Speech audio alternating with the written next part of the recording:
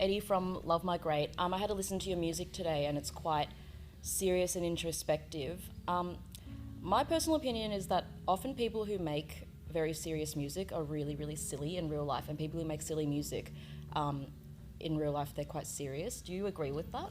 Yeah, I kind of like that. My friends tend to think that I have mild autism, Yeah. and so to be quite silly is natural for me outside of music. What are your bandmates like? They're all quite silly as well, Yeah. which is nice. So we have that nice thing in common where having in-jokes and all that kind of stuff is a really nice thing. Joe, who's on Poncho a lot, as we know, is quite silly as well. Yeah.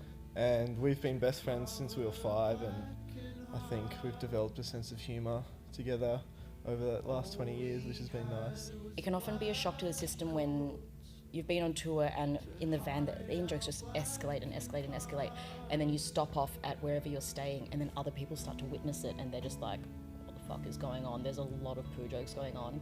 Have you ever experienced that? That's just day-to-day life for me, in-jokes and people not understanding them.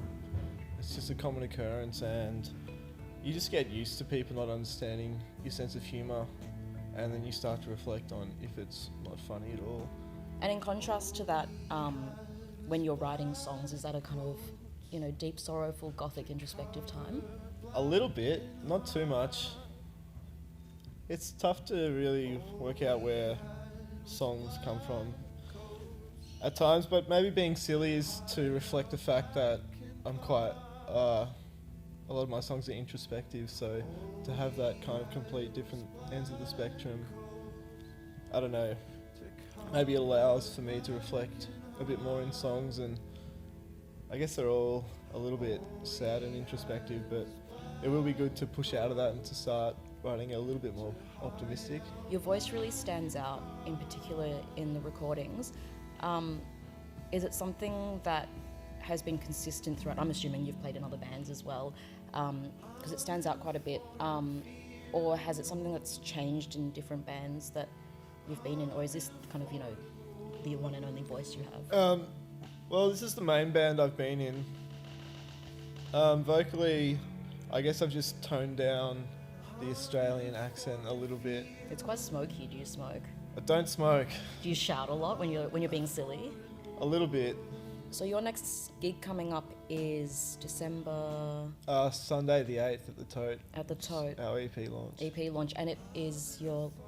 Let me get this right. EP that you've released after your first album. Yeah. Yeah. Our first record came out last year. Yeah. And what are future plans for recording and touring and all that? We're going to record our next EP the day before the launch, which should be fun. Yeah. So, and it's kind of a bit of a, well, not so much, maybe a concept EP with its lyrical content, and it'll be something that I have felt very strongly about, which was just the passing of a close friend. Yeah. So that'll be good. But again, we're trying to balance that the kind of sad lyrics with a bit more music that's optimistic. So it's going to be good.